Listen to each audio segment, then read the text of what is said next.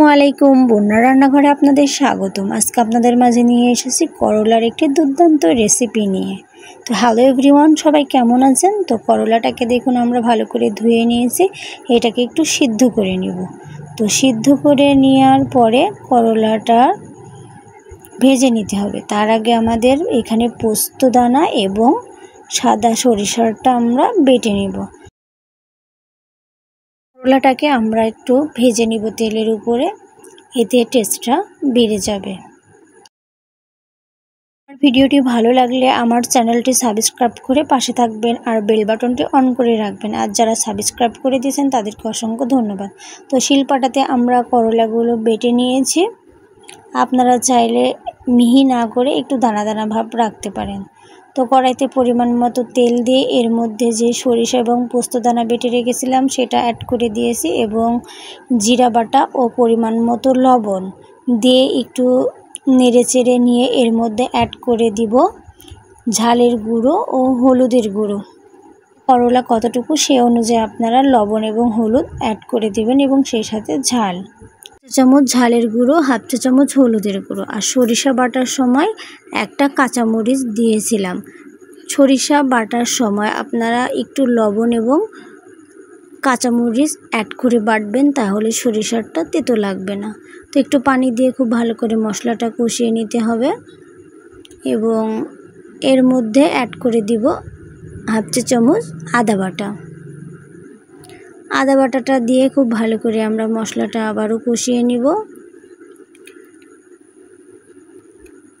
দেখুন কষানো হয়ে গেছে, এর মধ্যে অ্যাড করে দিব বেটে রাখা করলাটা দিয়ে খুব ভালো করে মশলাটার সঙ্গে আমরা কষিয়ে নিব। তো করলাটা আমরা সাধারণত যেভাবে খাই সেইভাবে খেতে খেতে অনেক সময় আর ভালো লাগে না।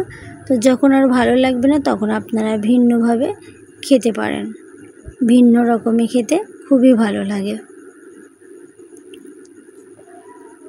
তো এইভাবে মশলাটার সঙ্গে খুব ভালো করে কষিয়ে নিব। যারা করলা পছন্দ করেন তাদের জন্য স্পেশালি এটা পারফেক্ট রেসিপি, তারা একবার ট্রাই করে দেখতে পারেন, আশা করি খুবই ভালো লাগবে। তো আমার এই রেসিপিটি যদি আপনাদের ভালো লেগে থাকে তাহলে আপনারা বাসায় একবার বানিয়ে দেখতে পারেন। তো দেখুন সুন্দরভাবে কষানো হয়ে গেছে, তেলটা দেখা যাচ্ছে ছেড়ে দিয়েছে। আর যখন এইভাবে তেলটা ছেড়ে দেবে বা তেলটা ভেসে উঠবে সে পর্যায়ে বুঝতে হবে যে পারফেক্টলি রান্না হয়ে গেছে।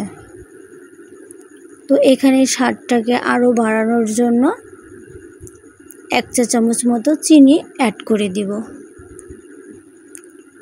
খুবই ভালো লাগবে। আর এই করলার রেসিপিটা হালকা হালকা একটু তেতো ভাব থাকবে।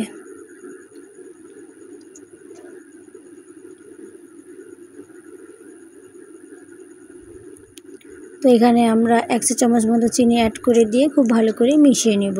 চিনিটা অ্যাড করার কারণে টেস্টটা আরও ভিন্ন রকম আসবে, ভালো লাগবে। তো হয়ে গেছে, আমরা নামিয়ে পরিবেশন করে নিব।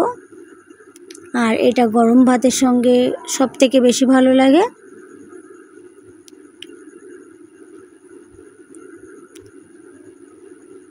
তো আমার এই ভিডিওটি ভালো লাগলে আমার চ্যানেলটি সাবস্ক্রাইব করে দিবেন আর সাবস্ক্রাইব করে পাশে থাকবেন।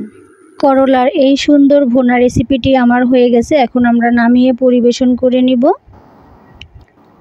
তো দেখুন নামিয়ে পরিবেশন করে নিয়েছি। আপনাদের কাছে কেমন লেগেছে অবশ্যই কমেন্টে জানাবেন, আর ভালো লাগলে বাসায় একবার ট্রাই করে দেখতে পারেন। সবাই ভালো থাকবেন, সুস্থ থাকবেন, আল্লাহ হাফেজ।